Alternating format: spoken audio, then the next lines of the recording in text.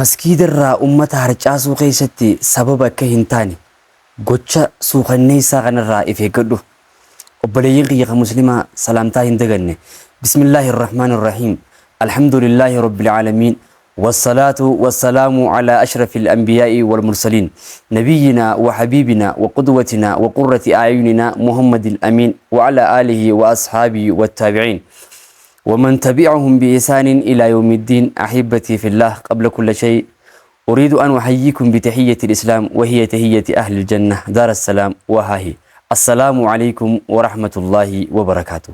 أبليين قيقة مسلمة خيرا في دلا بكجر تنتي سلام النخية سلامتان تية أني الرابقات سلامتا والرجنة إسنها جيسو جيء خيس جرخنا جيء رمضانا جيء ملكي داخنا كان أرارما ربي نفاتاسسو جيء ملكي خنا خيستي إنما ورا غاري هجتي دبرفتو أكسم أماس تلين أما دورا هجتشاتوري ربي كيستي أرارموف ربي نفاتاسسو رمضان ملكي دا رمضان رزقي رمضان جمتشو رمضان أرارما رمضان قرآن ربي نفاتاسسو إن شاء الله أكن يجا لامس جباباتكو حواستي قيستو أبليين خيا ورأك خياتي أمة دربو أني باتي رمضان تنا أمة صلاة جسنيف لا مو بربادا أبليين خيا كمسلمة حواس خينيا يخاو أمو إماما كينيا يجولا لما إماموت خينيا نوتي مسكيد الرا أمة هرجاسو خيستي سبب أكهنتاني سببا خينيان أمني أكا مسكيد الرا همبك أن نجتشو برباديتي مالف جنان رمضان هنداهو يوني في فلني لالي لك جيني رمضان بهون لك رمضاني بهون أمني مسكيد خيسا الرجاء رفا أمتا مسكيد الرا حفو خنا يوخاو أمو حواس مسكيد الرا بودتي حفادي مخنا ركو مسكيد الرئيس هم باستعمالي جني يوغا فني ركون سن ركو صلاة ديريسوتي على كل حال صلاة أمة الرتي ديريسودا ركو غنهيمتا خن قراتي قرآن ديريسو جرو أنا فياتي خنافو ركون أمة مسكيد الراهم بستي ركوتين يجي وربادتي جبابينان نبي محمد عليه الصلاة والسلام نجيا في رحمني سان الرهاجراتو صلاة تراويح خيستي سمونة كقرائي سمونة لما قرائي صفحاتك قرائي صفحة لما قرائي ونجي أمو نتي هندوف نجي جوار بدي دابتا من قام رمضان إيمانا واحتسابا غفر له ما تقدم من ذنبه نمجي رمضان دابتي حال ربتي أماناتهن أجري دابته إسا ربي رتي سابته حالته نمي دابته ربي سبحانه وتعالى دلي إسا تدبرتي نيد إسا فيجي دابني خوني خاكم دابته صفحاتك قراتي دابتو ساتو دابته مفئه كان أتي دابتي سلاتين صفحاتك كان هاتاتو أكسما صفحة لما هاتاتو أمة الرتي أصوني في فيهن ججبيسين ججوهر بعديتي دابني خوني دابت النبي محمد عليه الصلاة والسلام جي نمي دابت باتي رمضان خجي خوني دابني ولو مغالا جيجو برباديت والدفا تناف أماس رسول ربي عليه الصلاة والسلام ونين جاءن والحديث متفق عليه من حديث أبي هريرة رضي الله عنه أن الحبيب النبي صلى الله عليه وآله وصحبه وسلم قال إذا أما أحدكم الناس فليخفف فإن فيهم الصغير والكبير والضعيف وذا الحاجة فإذا صلى وحده فليصلي كيف شاء.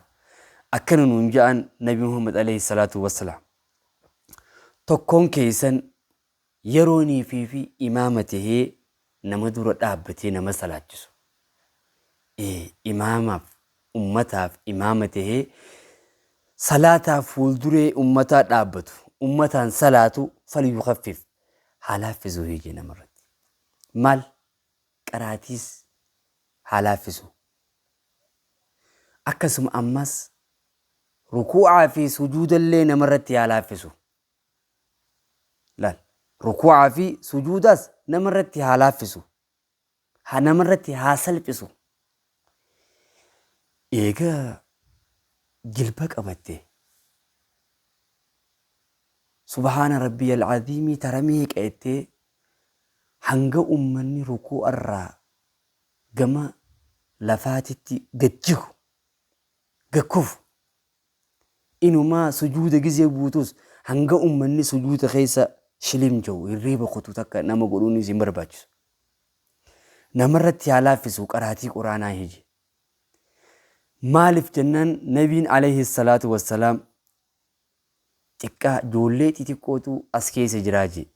Hawaasa si boodaan dhaabbatu kana keessa ijoollee xixiqqootu jiraaje. Manguddootu jiraaje.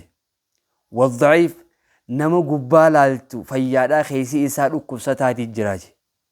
Garuu ammoo ajiriin soommanaa tuni akkanan dabarre ji'ee dhukkuba isaa san liqimsatee manguddoonis manguddummaa isaa laafina isii san irraanfattee dhuftuutu jira si boodaan dhaabbatan.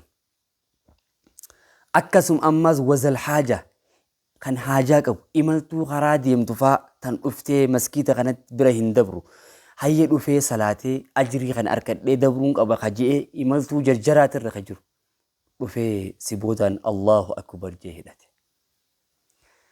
Ati ammoo eega Allahu akbar jettee hidhatteen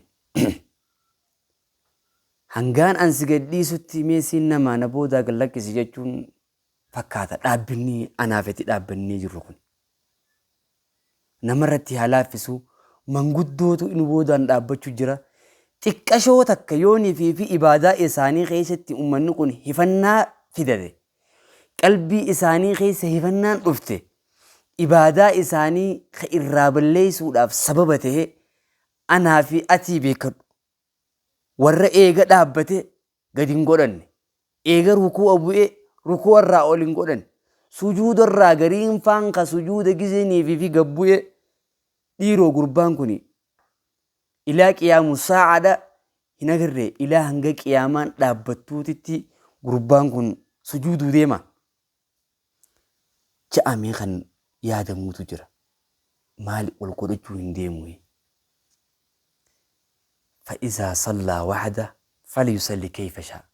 خبا إسا يروني في صلاته أكبر بادتي ها صلاته جنبنا عليه الصلاة والسلام. فيتو سمونة تككري فيتو لما كري فيتو صديق كري فيتو سورة بقرة لا قوتو تكري يا ديرغي. ركعات تكخيستي جوسة تكفتي. ركعات لما خيست جوسة لم. تراوي ركعات خودة تكتشا خيستي جوسة خودة تككري يويني في فيتي.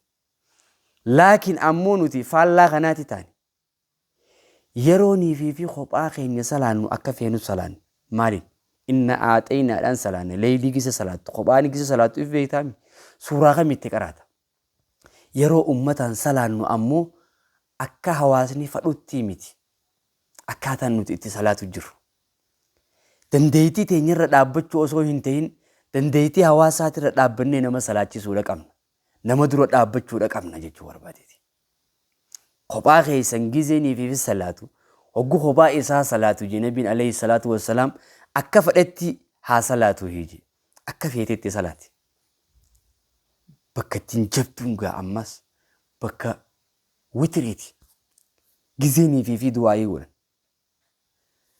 Du'aayii tana akka nama ganaa rabbii kadhachuu hin deemneetitti. Akka nama ganaa rabbii kadhachuu hin deemneetitti. دقيقة ميك دقيقة كودن دقيقة ميك آمين آمين دعاء النبي محمد عليه الصلاة والسلام قد تبر قد حواسا في جيزيني في قنوتا قدن وطريقة جيزيني في قدن سن دقيقة لما ينجعلوا ينسنجيني أمانتا سن أتوني بيت أمو أمني أصوني في آمين جاءو gariin kan boo'aan daaraa ta'uu jira. Gariin ammoo kan kufee lafatti jiguu jira.